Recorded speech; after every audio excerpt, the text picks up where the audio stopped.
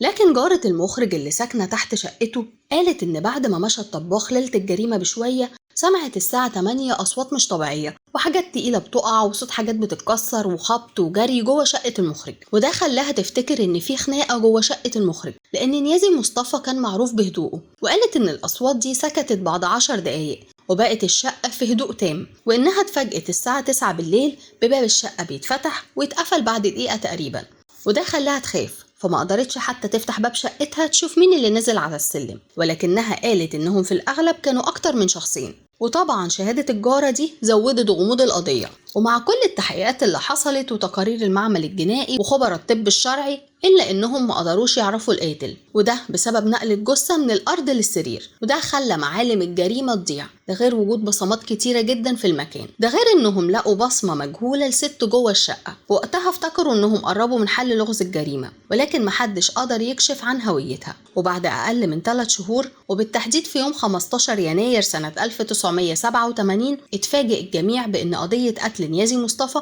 اتحفظت واتأيدت ضد مجهول،